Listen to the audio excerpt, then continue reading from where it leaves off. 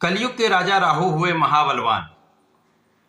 प्रिय दर्शकों, 9 ग्रहों में सर्वाधिक बलवान ग्रह छाया ग्रह राहु 23 नवंबर को अपने नक्षत्र का परिवर्तन कर चुके हैं तथा 18 वर्षों के पश्चात स्वनक्षत्र शतभिषा नक्षत्र में इनका प्रवेश हो चुका है।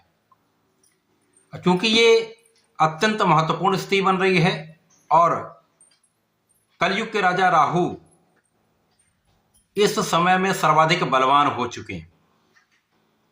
जो वर्तमान समय में इसकी स्थिति है, इन स्थितियों में भी ये पहले से अधिक प्रभावशाली हो चुके हैं, जिसके कारण इनका संपूर्ण प्रभाव समस्त राशि के जातकों को प्राप्त होने वाला है। जय श्री गणेश। नमस्कार, मैं आचार्य संजय द्विवेदी। मेरे समस्त प्रबुद्ध दर्शकों का मेरे चैनल पर हार्दिक स्वागत है। प्रिय दर्शकों, आज मैं राहु के नक्षत्र परिवर्तन, राहु के इस गोचर काल से मिलने वाले लाभ का तथा यदि कहीं पर कोई समस्या या अवरोध तो उसका क्या निराकरण है, ये समस्त स्थितियां मैं मकर राशि के लिए बताने वाला हूं।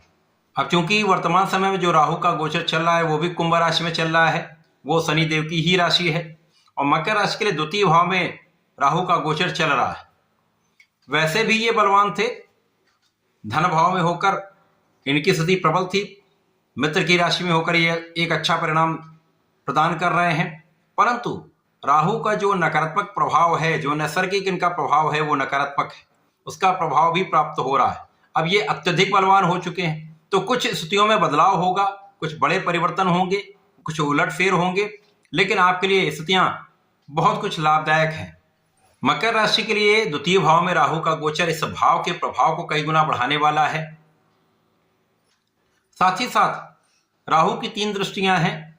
प्रथम दृष्टि का प्रभाव आपके षष्ठम भाव पर होगा, द्वितीय का प्रभाव आपके अष्टम भाव पर होगा, तृतीय का प्रभाव आपके दशम भाव पर होगा।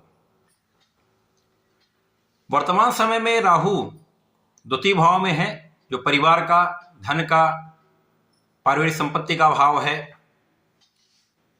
राहु आकस्मिकता के कारक है। एकमात्र राहु ही ऐसे ग्रह हैं जो रंक से राजा बनाने में क्षण मात्र लगाते हैं। रातों रात ये धन का अंबार लगा देते हैं, करोड़पति अरबपति बना देते हैं, धन ऐश्वर्य वैभव सुख संपदा का लाभ दे देते हैं। अचानक ही जीवन में इतनी प्रगति करा देते हैं जिसके बारे में आप सोच नहीं पाते, क्या आप एक्सपेक्ट नहीं करते कितनी मेरी स्थिति इतनी प्रबल हो सकती। राहु ऐसी स्थितियां बना देते हैं, परंतु राहु जब विपरीत स्थिति में होते हैं तो महाकष्ट देते हैं, अवरोधों का अंबार लगा देते हैं, समस्याओं का अंबार लगा देते हैं। व्यक्ति इसमें उलझ कर रह जाता है, क्योंकि राहु का प्रभाव मन मस्तिष्क पर होता है, जिसके कारण ये भ्रम की स्थिति बना देते हैं, संदेह उत्पन्न कर देते हैं। ऐसी स्थितियां बना देते हैं कि जब व्यक्ति दूसरों पर संदेह करने लगता है, दूसरे उस पर संदेह करने लगते हैं, तो ये कहीं ना कहीं विवादित स्थितियां बन जाती हैं। परंतु मकर राशि के लिए ये अच्छे भाव में है, महाबलवान होकर आपको महाधन का लाभ अवश्य कराएंगे। राहु का प्रभाव आपको अचानक धन लाभ प्राप्त कराने वाला है। कहीं से भी ये हो सकता है, परिवार के सहयोग से हो सकता है, जीवन साथी के साथ सहयोग से हो सकता है, क्योंकि राहु आकस्मिकता के कारक है। अतः जुए, सट्टे, लॉटरी से विशेष लाभ मिलता है, शेयर बाजार से महाधन लाभ होता है। वाणी से संबंधित कार्य में है, विशेष रूप से कला क्षेत्र में जो जातक गायन वादन या एक्टिंग में है, डायरेक्शन में है, महालाभ प्राप्त होता है, बड़े अवसरों की प्राप्ति होती है, देश विदेश से अच्छे अवसरों से महाधन लाभ होता है। परंतु इस समय में आपके स्वास्थ्य की समस्याएं भी होती हैं, क्योंकि राहु का नैसर्गिक प्रभाव नकारात्मक है। तो यहां यदि आपने अपने स्वास्थ्य का ध्यान नहीं रखा तो कुछ समस्याएं हो सकती हैं।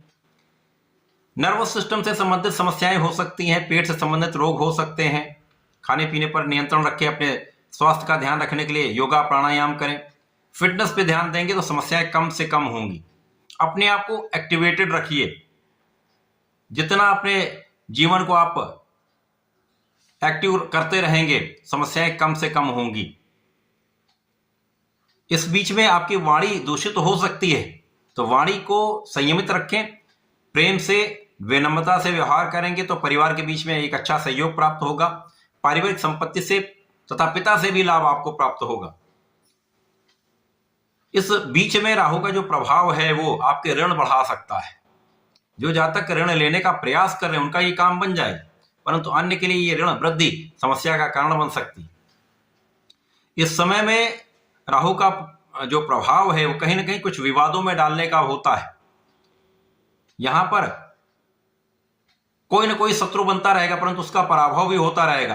तो शत्रुओं से चिंता करने की आवश्यकता नहीं, केवल अपने कर्म पर ध्यान दें, अपने प्रोफेशन पर, अपने नौकरी पर, अपने व्यापार पर ध्यान लगाएं, निष्ठा के साथ अपने कार्य को करते रहें। किसी प्रकार के विवाद में पड़ने से बचें।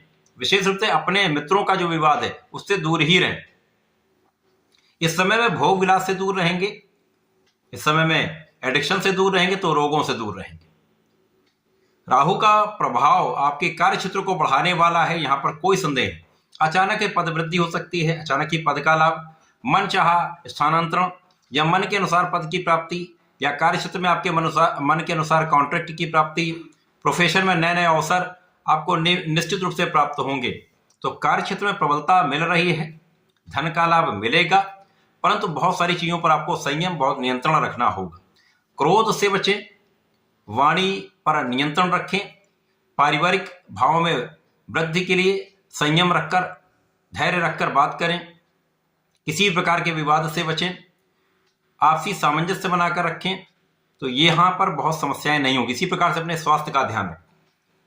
इस समय को और उपयोगी बनाने के लिए आपको भगवान गणपति की आराधना करनी चाहिए।